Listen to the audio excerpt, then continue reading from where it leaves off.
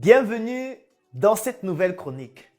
Aujourd'hui, je vais aborder un sujet assez important. Qu'importe votre secteur d'activité, vous avez l'obligation de pouvoir développer ces facultés afin de pouvoir vous épanouir. Nous parlerons de la créativité. Que vous soyez étudiant, entrepreneur, employé ou qu'importe votre secteur d'activité, vous avez le devoir de développer votre créativité si vous souhaitez réellement vous en sortir. Comment développer sa créativité? Comment optimiser sa capacité à avoir 800 idées par seconde pour pouvoir rebondir face à n'importe quel obstacle, n'importe quelle difficulté? Si vous êtes un artiste, vous avez besoin de créativité pour pouvoir créer, pour pouvoir inventer, pour pouvoir développer. Si vous êtes un entrepreneur, vous avez besoin de créativité pour pouvoir faire face aux difficultés, pour pouvoir réfléchir à de nouvelles manières de vous réinventer, de proposer vos produits ou encore de pouvoir permettre à vos services d'avoir une certaine croissance. Si vous êtes un étudiant, vous avez besoin de créativité pour pouvoir vous démarquer dans votre école, dans votre université, pour pouvoir beaucoup plus facilement vous insérer sur le plan socio-professionnel après vos études. Qu'importe votre métier, votre secteur d'activité, même si vous êtes un chômeur, vous avez besoin de créativité pour sortir du chômage, pour pouvoir montrer de quoi vous êtes capable. Comment développer sa créativité? Aujourd'hui, dans cette chronique, je vais partager avec toi quelques techniques et quelques stratégies que j'utilise et qui pourraient te permettre d'améliorer ta capacité à développer des idées qui vont certainement être nécessaires pour que tu puisses t'améliorer dans ton activité. La première astuce que je vais partager avec toi, elle peut paraître étrange et bizarre, c'est la paresse. Pour développer sa créativité, il faut créer des instants de paresse dans tes journées, en semaine ou au moins plusieurs fois durant le mois. Il faudrait que tu puisses créer des moments durant lesquels tu paresses un peu, durant lesquels tu joues les flemmards, durant lesquels tu ne penses pas à grand-chose, en tout cas pas aux problèmes qui te préoccupent au quotidien. Des moments de paresse durant lesquels tu vas te laisser aller, tu vas laisser ton esprit s'évader. Tu vas essayer de faire des choses que tu aimes. Tu vas essayer de laisser le temps s'écouler à ne rien faire de particulier. Tu vas essayer de prendre soin de toi et d'écouter les besoins de ton corps afin de pouvoir les satisfaire. Pendant ces moments, tu vas te rendre compte que ta créativité, parfois après, même parfois plusieurs heures, plusieurs jours, se développe de manière exponentielle. L'une des techniques les plus efficaces pour développer ta créativité, c'est la paresse. Je ne parle pas de la paresse qui découle d'une forme de pathologie et qui devient chronique. Parce que si tu passes toutes tes journées à être paresseux, à ne rien faire, là nous entrons déjà dans la pathologie. Je parle de la paresse provoquée. Je parle de toi qui travaille tout le temps. Je parle de toi qui a toujours beaucoup de choses à faire. Je parle de toi qui est sur plusieurs fronts et qui, à un moment donné, décide de passer 2 heures de temps, 3 heures de temps à ne rien faire, en laissant son téléphone, en désactivant les notifications, en choisissant de ne même pas répondre aux gens, en évitant de causer au téléphone avec quelqu'un, en restant tout seul, toute seule, dans un endroit, dans une pièce ou dans la nature tout simplement. Créez des moments de paresse dans votre vie et vous allez vous rendre compte que c'est une sorte de reboot de votre cerveau. Ça permet de redémarrer votre esprit. Lorsque votre esprit redémarre, il travaille de manière plus efficace. Parce que lorsque vous allez vous asseoir pour vous concentrer cette fois sur des activités à mener, vous allez vous rendre compte que vous êtes beaucoup plus efficace. N'ayez pas peur de la paresse. C'est parfois lorsqu'on est paresseux qu'on réussit à trouver des idées les plus novatrices. La deuxième chose, ou plutôt la deuxième astuce qui pourrait vous permettre de développer votre créativité, c'est le voyage. Il est inadmissible que vous puissiez passer 6 mois, toute une année, sans voyager. Voyager ne signifie pas nécessairement d'aller dans un autre pays, d'emprunter un avion, de prendre le train ou la voiture. Non, le premier voyage, il est intérieur. Vous devez voyager au plus profond de vous-même. Voyager au plus profond de vous-même, ça veut dire essayer de vous connaître. Mon nom, qu'est-ce qu'il signifie? Est-ce que vous savez ce que signifie votre nom? Parce que votre nom a forcément une signification. Votre nom a une histoire. Vos parents pensaient forcément à quelque chose avant de vous attribuer ce nom. Est-ce que vous connaissez l'histoire de votre nom? Est-ce que vous connaissez l'histoire de votre famille? Est-ce que vous connaissez votre propre histoire? Est-ce qu'il vous arrive de vous asseoir et de replonger dans vos souvenirs pour essayer de retracer les moments par lesquels vous êtes passés, des moments heureux, des moments tristes, des moments malheureux?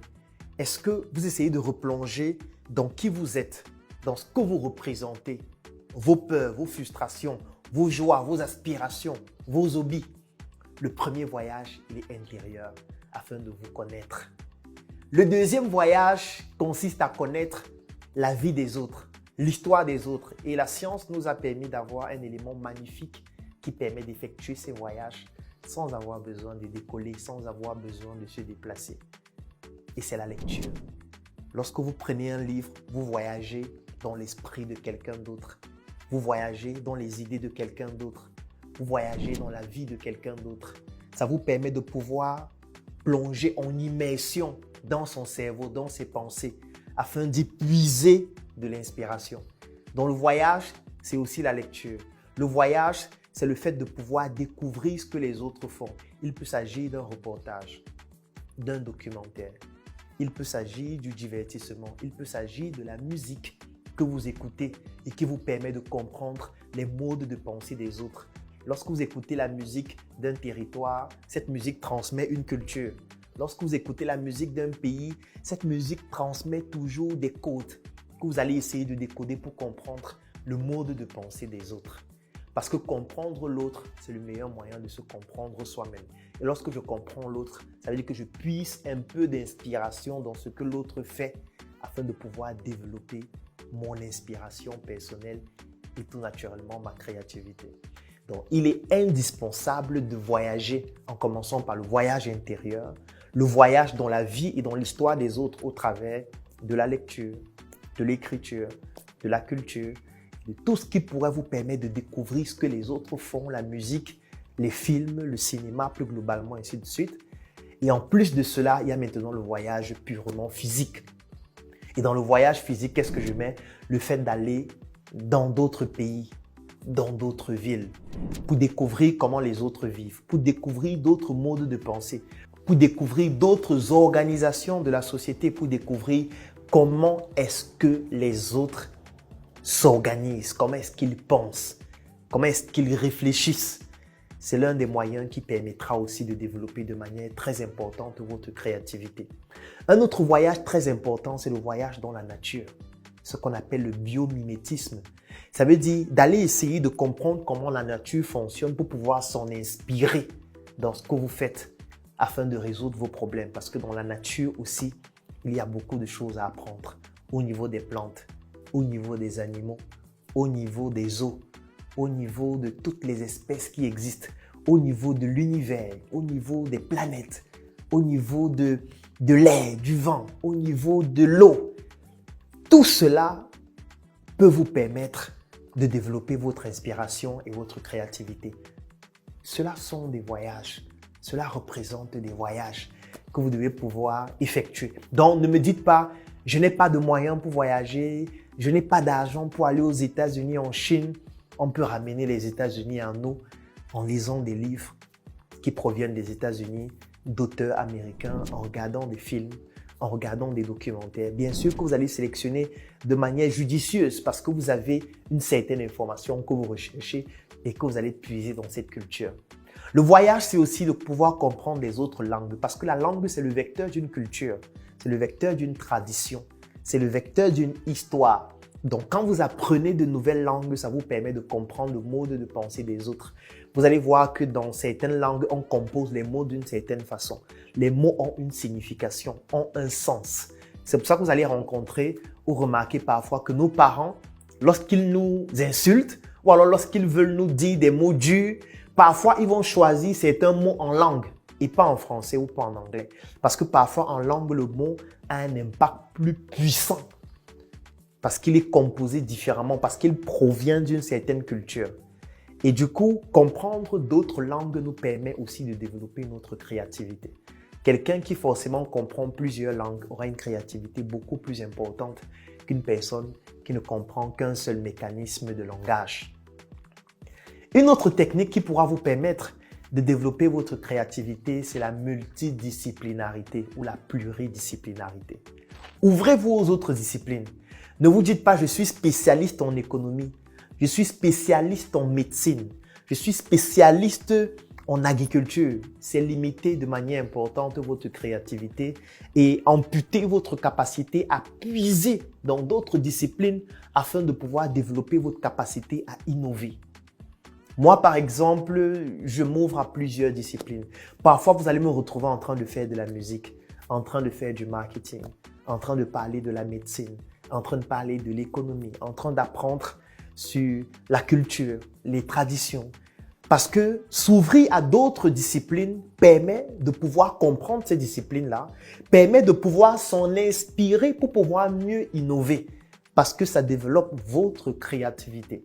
Votre créativité découle de votre capacité à pouvoir essayer des choses que votre cerveau vous refuse de pouvoir tester.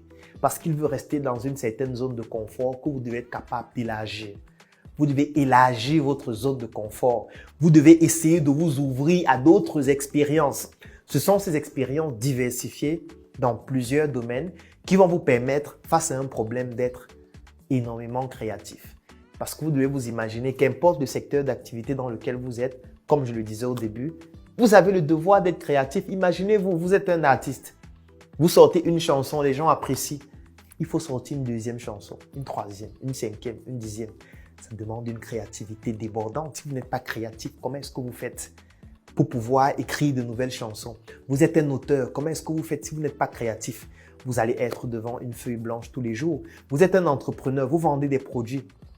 Comment vous faites pour communiquer de manière originale pendant 5 ans, pendant 10 ans, pendant 20 ans et ne pas tomber dans la routine qui va pousser les clients à être intéressés par d'autres entreprises qui proposent des produits parfois inférieurs à la qualité de vos produits, mais qui ont réussi à comprendre que la créativité permet de pouvoir apporter une touche d'innovation dans notre capacité à pouvoir présenter notre produit. C'est par exemple ce que nous faisons avec la marque SM, avec la marque Njoka.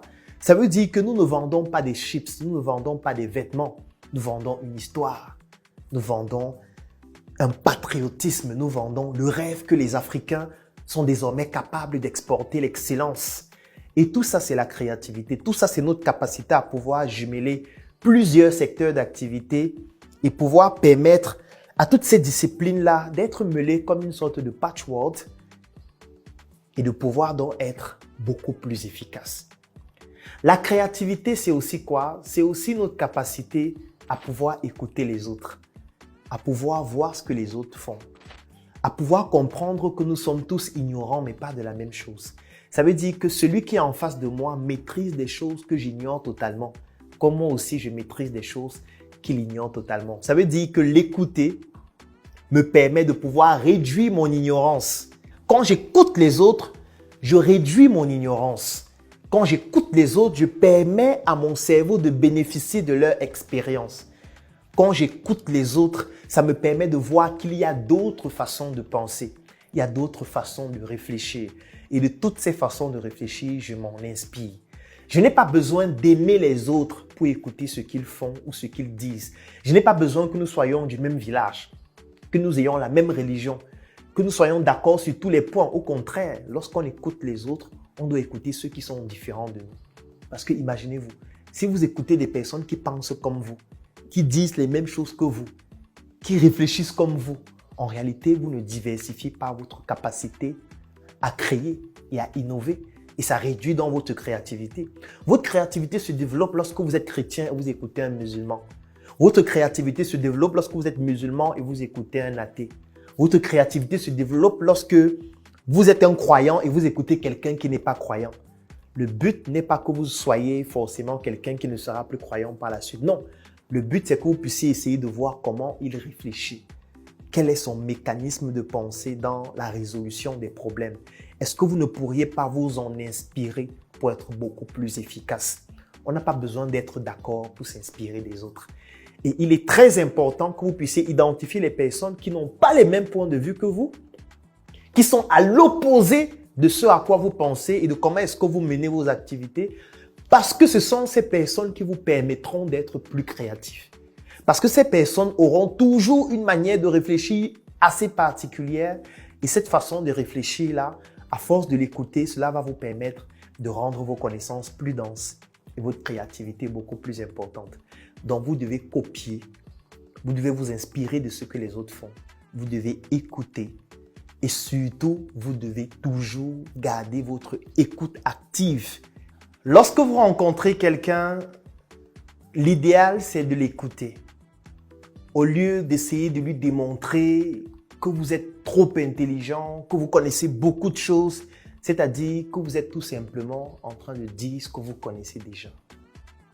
Si moi, Claudel, je rencontre Armel, au lieu d'expliquer à Armel ce que j'ai déjà réalisé, comment je suis trop fort et trop intelligent, ce qui en réalité est con parce que je suis en train de lui dire ce que je connais déjà, je gagnerais à l'écouter pour comprendre qui est Armel, qu'est-ce qu'elle fait,